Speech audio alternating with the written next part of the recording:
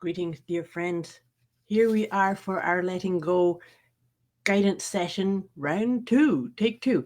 I just did one with you and on Facebook Live, but my internet was really choppy. And so when I reviewed it, I realized that there was a lot that you missed. And so I took it down and we're here again to do take two of letting go. So this is interesting energy here because obviously we needed to go a little bit deeper. So when I did it a moment ago, what came up with the letting go idea was insecurity. But let's just feel back into what I was talking about. If you saw it, that's great. And if you didn't, what I was talking about was this week on the 18th, we will see the last quarter of the moon, which is a great time for us to start being very aware, very introspective about how has 2019 been for you?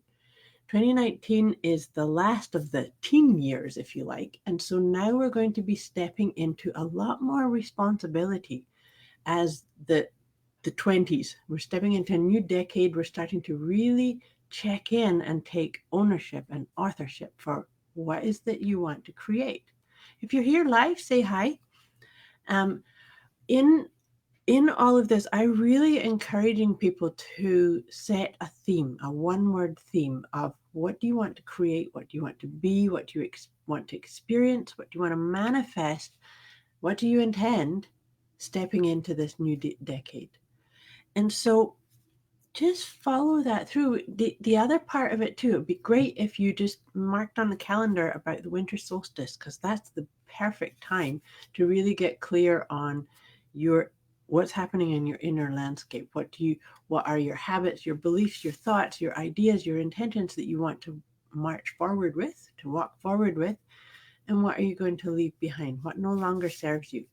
We're constantly going through experiences and mindset pieces and ideas that are taking us to the next best version of who we are and who we intend to be at a really deep soul level. That's what this whole process is about. That's what we're doing in our life to one degree or another. And it's really up to us to decide how quickly, how much, how what kind of level of integration are you allowing yourself to move forward with. So now we're going to take a nice deep breath. Just land into this moment with me and just see. Let's see what comes up for us. Like I said, this is the second time I did this morning. So let's see what comes up for us uh, to let go of. What are we going to focus on letting go of as a collective?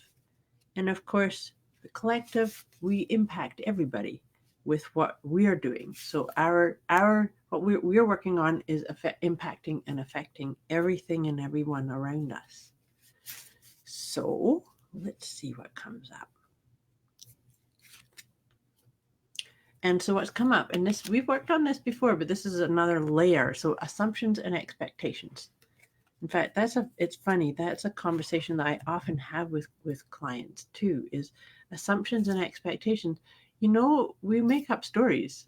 We all do this to one degree or another.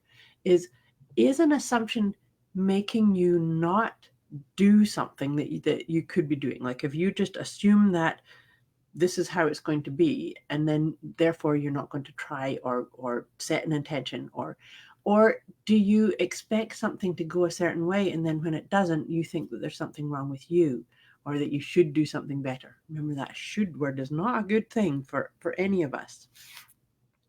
So that's how that shows up or feels for me. Just see, where does assumptions or expectations show up for you, and how can you lovingly let them go?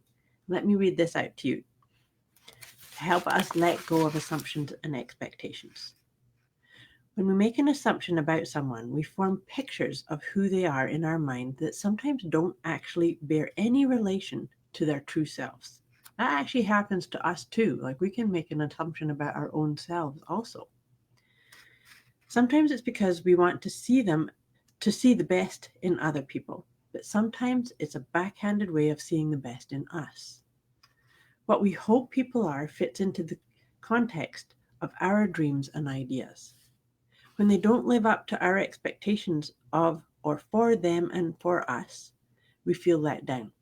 disappointed, and possibly even hurt or rejected too, as if the experience of our expectations and them not being met is related to whether or not we deserved it.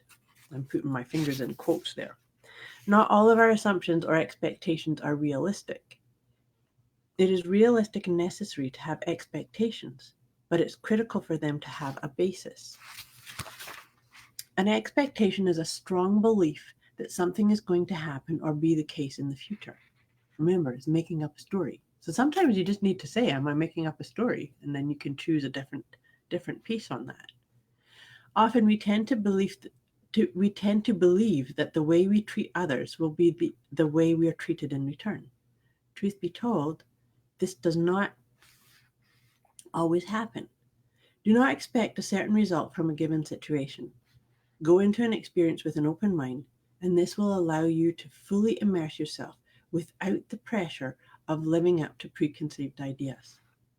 When assessing a situation or making assumption or feeling a sense of expectancy, ask yourself, do I know this to be true? And am I being true to my core essence? This is a beautiful card and energy to come up to help us with that idea of setting your intentions and for the new year and letting go of preconceived ideas, of assumptions, of stories that you might be telling or making up about something. And like I said to you, this is round 2 of our letting go session for this week. And what I mentioned is that I have a guide, a PDF about helping you let go of the past year and really powerfully setting intentions for the new year. So let me know, message me if you'd like to have a copy, or if you already have a copy, how are you doing with it? And I'd love to know, what is your one-word theme for the year? Oh, this is beautiful. So here I just pulled a tarot card to help us with this idea of letting go of assumptions and expectations. And the card that's come up for us on this one is the High Priestess. I love the High Priestess in the tarot deck. It's very, very much about, that question that I just said about asking yourself, do I know this to be true? Well, you can then access your own higher self, your own intuitive nature actually knows whether you're making up a story or not. And it helps you access that piece that is so very wise. So see how you can tap into your own inner wisdom. I often will just take a pause and put my hand over my heart and just check into your head, heart, and higher self energy. And that will help you flow into this idea of taking responsibility, taking authorship, creating the life that you intend and are deserving and desiring. So now that we do that, so we're working on letting go of assumptions and expectations. And I'm just going to draw us 3 of the Doreen Virtue Angel cards to see what kind of support and guidance we can get on this idea of letting go of expectations and assumptions. So these always support us so very well. So the tarot came up with the High Priestess. So how can you make yourself, this is study, how can you make yourself, is this a piece about unconditionally loving yourself? And how can you make yourself the object of your own intuition, your own guidance, your own study yourself? Watch the words that are coming out your mouth. Ask yourself, am I telling myself the truth? Am I really opening up to my true essence, my inner power?